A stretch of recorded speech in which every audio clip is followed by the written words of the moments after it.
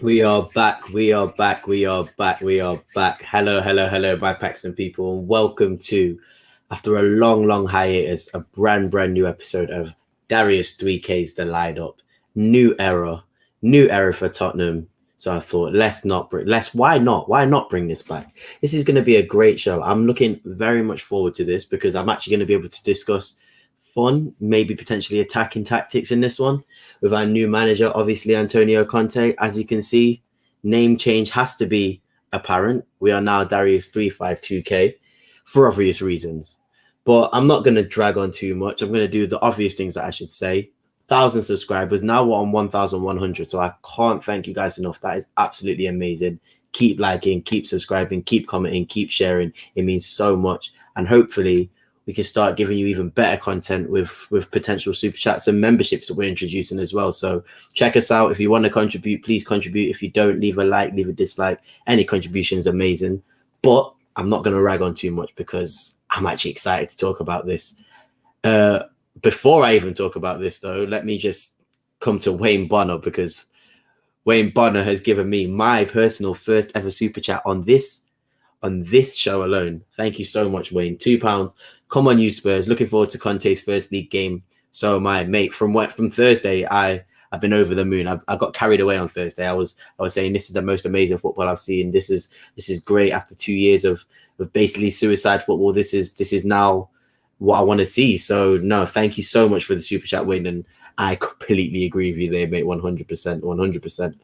But let me not keep you lot for too long. Let me get straight into this and show you what I think is going to be our lineup. And let me know in the comments if you think this should be any different. But I've gone for 3-5-2 for obvious reasons. You know why. Gone for Lloris in goal. A lot of people said in our previous stream and the review against Vitesse that Lloris was man of the match. And I, to be fair, during the game, I thought the fullbacks were the main sort of shining factor. They were the ones that stood out. But on second inspection, I really do feel like Lloris probably was the man of the match. Some of the saves he made, he kept us in the game, played like a captain, was an incredible goalkeeper in that game and has been for the past few weeks. So you know what? Let's just give Lloris his credit where it is. I know he's potentially could be leaving this season, but Conte could be a factor that causes him to change his mind and stay. So if he continues how he is, Lloris he's got another year, 2, 3 left in him potentially. So yeah, no, Lloris definitely should be in this lineup. Dyer, I don't know what people think about Dyer's performance. I thought it wasn't that bad, to be honest. I thought Dyer, while he did make the 2 mistakes, okay, on second thought, no, he was responsible for the 2 mistakes. And now I think about it, Dyer could be the one that could be, as a result of just being not a good enough player, could be one to leave the club in January, potentially the summer. But I personally think he's going to stay just because of sort of the experience and the love he's shown the team.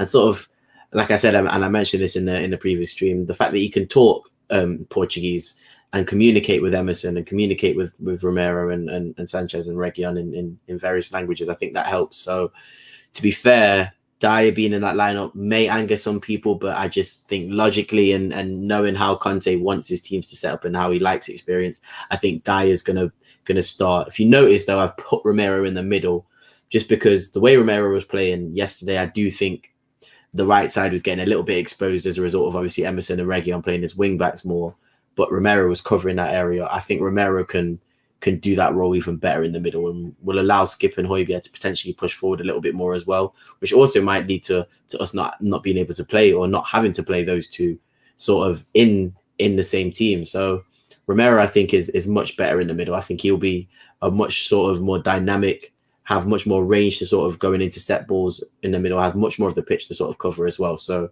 I've gone for Romero, and maybe to some people's surprise, I've gone for Davinson Sanchez. I think Sanchez, when he came on, as Sam said in the Vitesse stream, he said he did his best Terry Butcher impression, and he did, and he was honestly, he came on and didn't put a foot wrong. And we mentioned a few players who sort of could go that next level or could even improve significantly under Conte. And I know a lot of people have mentioned sort of your Winks and your Lo Celsos, even Ali. People have mentioned could improve. I can't lie to you. I think Sanchez is going to be the one that's going to improve the most. I honestly believe that he will probably have that that sort of mistake in him, or sort of the tendency to make mistakes sort of taken out of him as much as Conte possibly can, because he's not gonna stand for that. So he's got the qualities for a Conte centre back. He can play the ball out. He's a ball playing centre back. He's quick. He's strong. He's physical. He'll put his body on the line. I think you might be able to see a player come out of Sanchez. So yeah, no, definitely. I do believe that Sanchez will improve. And that back three, I think, against Everton, who are going to play long balls in the box, minus Dyer, I do think those two in Romero and Sanchez will win a lot of headers. So against Rondon, I think that's probably what you're going to need. Just going to go to the comments here, and another amazing super chat, an amazing contributor to this channel and many other Tottenham channels. Kuva99, thank you so much, mate. Have another one, Darius. We favour similar lineups. Yeah, I mean, if you've been a watcher of Paxton Road, you know what you know how I felt, and you know what I felt about this formation. I just think it favours and suits all of our individuals and personnel in this 11 much more than a 4 at the back. And hopefully, if he does play this 3-5-2, you'll see sort of the benefits of this formation being played. It allows us to cover so much more space on the pitch. So yeah, no, thank you so much for the super chat. It means a lot to you guys. I mean, this is literally a lineup show, and I've had 2 amazing super chats, so I can't thank you guys enough. Thank you so much. We'll come to the other chats as well. Wayne Bonner, obviously a member, you know, guys, you can become members. We might upload a video. I know the community tab has a little bit of information on the memberships as well, but he says it's a hell of a lineup. I'd start with that. Honestly think Conte will show his potential under Conte. I don't know who you meant, Wayne. If you could tell me who you actually meant, because I know Conte is going to show his potential, but tell me who you meant, and hopefully we can discuss that. And Sushant as well. United losing today means top 4 is up for grabs. Top 4 is up for grabs as soon as Conte stepped through that door, mate. I'm not going to lie to you. From when I saw sort of the first minutes on creating chances and the fact that he actually has accepted this job, knowing the man and the person that he is, I know that he's not going to sort of step into a job where he's not been given guarantees. So I think you'll probably see a couple players come in the winter, and a real push for top 4 is on, and he can really do something with this team if he is given the means to do it. So yeah, moving on to the midfield, I think the midfield speaks for itself, and it's been up for a debate, to be fair, the Skip and Højbjerg combo, but I just think it works. And if you've got those two and then another 3 at the back behind you, you've got so much more license for those fullbacks to definitely fly forward and do something there. I mean, Emerson and Reguilon were not fullbacks at all. They were not right and left backs. They were left wing backs and right wing backs respectively, and they were fantastic, both of them respectively. So I think that those two are going to be probably, and then you can see I've put them past the halfway line, as most likely they will be past the halfway line. I definitely believe that they'll be told to attack as much as they can. I mean, Emerson, I remember particularly Emerson with a fantastic dribble and drive through the middle, sort of created an attack himself in against Vitesse. So he could definitely do it. He's got skills in him. He saw the step overs. I think his defensive quality is good as well. Reguilon the same on the other side. I think he's going to be the one that Conte will turn into an almost world-class player. I think if you look at Hakimi and what Conte did for Hakimi, and Hakimi was already a fantastic player before he joined Inter from Dortmund, or Madrid, should you say, it's inevitable that Conte will get the best out of his fullbacks. And Reguilon, you could see Reguilon going back to those Sevilla days where he was actually contributing to goals and assists a lot more than I don't think Reguilon has scored a goal for Tottenham yet. So let's hopefully see what that says. But here is again another change to the lineup. And Ndombele, I think the way we played against Vitesse and sort of the one-touch football that we had, and the way that the ball was being, as soon as the ball was in that final third or close to the final third, it was one touch in and runs in behind, and it's tailor-made for Ndombele. If he can sort of play those perfect balls threaded through, he will get bags of assists. I mean, Lucas was the person doing it in the game against Vitesse, and he was almost overhitting the ball a lot of the time as well. So I really do believe Ndombele is the best passer in our team, probably on the floor. Not maybe from a long, direct sort of style, but definitely on the floor, threaded passes, balls played through the lines, which Conte really wants in the teams. He can really do a job there. It's the only thing is Ndombele going to work hard? Is he going to be fit enough to do that for Conte? And three fitness coaches suggest that he should be able to do that. But does he want himself, as you know, the individual, and Ndombele himself, does he want to get to that level and be fit enough for that? So that's the only thing that I worry about with Ndombele. If he wants to get fit, and he does get fit, and he listens, it's going to be fantastic. It really is. I think he will be an absolutely amazing player. But yeah, just before I get into the obvious partnership in front, Wayne again with another super chat. He meant Sanchez. Yeah, I agree with you. So if we actually go back to your comment, you honestly think Sanchez will show his potential under Conte? I agree with you. I think a lot of players will probably improve, but I think Sanchez will be the one that probably improves the most. Him and Reguilon. And Reguilon, not to say that he's been bad, but if he can get better, that's even better for me. So yeah, no, 100% agree with you, Wayne. And thank you again for the super chat. It means a lot, honestly, guys. 3 super chats in a potentially 15-minute video just shows your support, and I can't thank you guys enough. So thank you so much. But yeah, before we finish, and I give a small prediction, as I like to do. You know, we already do that in the preview, but I like to give my prediction here as well. We'll move on to the front two, which explain themselves. I mean, Conte plays 2 up front, built a partnership with Lautaro Martinez and Romelu Lukaku at Inter that was probably one of the best in the world, if we're being honest. I think Lukaku got 24 goals and Lautaro 17 or something like that. If somebody could correct me if I'm wrong, but I'm pretty sure they were the numbers. That's ridiculous for a strike partnership. And if you've got a ready-made sort of 5-6 year relationships, 6-year partnership with Son and Kane, you put them slightly closer together and you've got one of the best creators in the Premier League, in my opinion, in a double, or at least one of the best passers in the Premier League. It's a recipe for disaster. You've got enough players back there to sort of cover you so you can allow them to do what they need to do. And honestly, it could be really, really dangerous. And you fill that squad up with better players to come off the pitch. And I'm not saying that sort of your Gills and Tangangas and Moras aren't adequate enough, but if we're really sort of wanting to be on the level that Conte wants us to be at, and Conte is at, we need better players in to sort of compete with these individuals and give them something to challenge for. And I think that's what's going to happen. I don't imagine Conte walks in, like I said, 2007, the last time Conte came into a job partway through a season. I don't think he comes into a job without guarantees. So I believe we will see players coming in. But again, Kane and Son explain themselves. Son looked like he was on fire last game. He did slow down a little bit. Kane, much higher up the pitch, still dropped deep, but at least players were running in behind him and he was looking for passes, but he was much higher up for the majority of the game. So I think you're going to probably see Kane start to score a lot more goals now. But in my opinion, and a lot of people have said in the comments, as I just come to a few more comments, yeah, look at Rochi Baby saying good lineup, Lo Celso for Skip. Again, if you ask Sid that question, he might just not allow you on any more of his streams, Rochi Baby. But I mean, it would work against a team that's more defensive. I agree with you, but I think there's better players in the market that we can get than Lo Celso. I mean, Lo Celso is the attacking player that we want, but I just don't think he's cutting it for me. I mean, that one-on-one that he missed against Vitesse really angered me. I don't really think it was a good save. I think if you kick a ball against the keeper's head, you're really almost aiming for his head.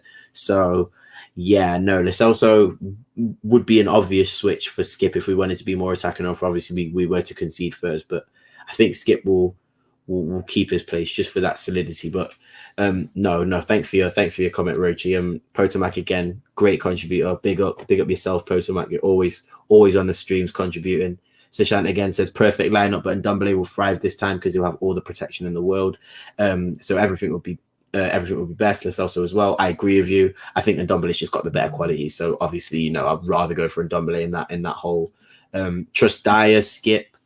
Again, I can't disagree with you. I mean, Skip has been a little bit suspect, but still been, consistent and good enough to play, in my opinion, which is, in my opinion, a mark of a really good player. So I think Skip is okay. Dyer is the one that's really the question marks. 2 of those goals really caused by his mistakes. It's not the best thing to see. So I understand where you're coming from, Potomac. I think he was just playing due to that experience and the fact that he is almost a Tottenham through and through. As much as I hate to say it, he does love the club a lot, so he will fight for that club. So yeah, no, thank you for your comment, but yeah, definitely something to think about. Dyer not maybe being in the squad.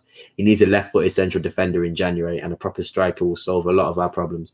Agree. Can't lie to you. I think if this Kessie rumor is true and he does come in the summer, I think we can wait maybe until the summer to bring in, obviously, midfield reinforcements. Pape Sarr as well will come in the summer, so that's already 2 if the Kessie deal is true and said to be as close as it is. And obviously a left-footed defender, that's probably why Davis is going to probably play until January, or at least until we get one in. I mean, we need a centre-back in January. If we don't get a centre-back in January, then we're already shafting Conte as it is. So I agree with you. If we can get Dusan Vlahovic, then that's a fantastic window. I mean, you go and bring those two players in, and that's a top 4 chase in my opinion. So 100% agree with you. And then Tom O'Brien, Lo Celso, more like Krabby. Never seen more sideways passing. I mean, Tom, I didn't really want to rag onto him, but he's getting on my last nerve, and I don't have time for them anymore. If you've got a manager like Conte, I really don't have time for players who aren't of the quality that he is. So yeah, no, that the mentality has changed now. And unfortunately, it's only been a few days, but everybody seems to, their expectations have gone up now. Their levels have gone up, and it should be. So, I mean, I'm expecting nothing more than a 3-1 win, two minimum. I think 2-1, 3-1 is what it will probably be. That team, the Everton team. Just speaking on the Everton team shortly, I really think it will probably be a weakened, less confident team. Lost 3 on the bounce. No Calvert-Lewin, no Decore, no Yerry Mina. It's going to be a tough one. And why not, sort of like Conte says, for teams down already, why not just go for the kill? Why not choke them out and finish them off? And let's see what we can really do. I mean, we have the players to attack, and we now have the formation and the perfect manager for the formation that suits us perfectly. If we give him the players, and we can sort of, and if the players are not going to do what they normally do and sort of throw their toys out the pram when it gets tough, there is serious business going on in that club. And as much as we don't want to admit it, there have been appointments made that could put us in, and decisions made, should I say, that could put us in a very, very good position going forward. So no, I really am. I'm looking forward to this, and I hope everybody else is. I hope everybody is really, really, really excited, because it's been 2 years of pain, and I'm back actually enjoying my team again. So I want to say thank you everyone for joining me to this lineup show that's back. Hopefully, like I said, this will be on almost every week now. We should be really, really rare to watch our team every week. So I'll be getting this lineup show as much as I can out. Every Premier League game, definitely. Hopefully in the Conference League and Cup games as well, I'll get them out. But I need your support. Obviously, I've felt your support today. All the super chats. It's been absolutely amazing. And just the final comments here from Joseph. Tanganga's best position is a 3. Completely agree. He could fit into that.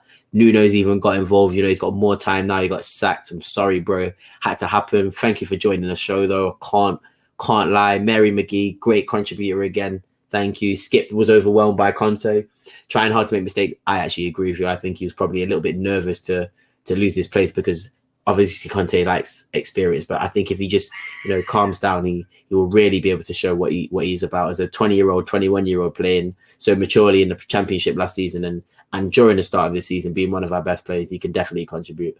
Nuno again. So Sissoko and Aurier could have been valuable options. I agree with you, but you know what?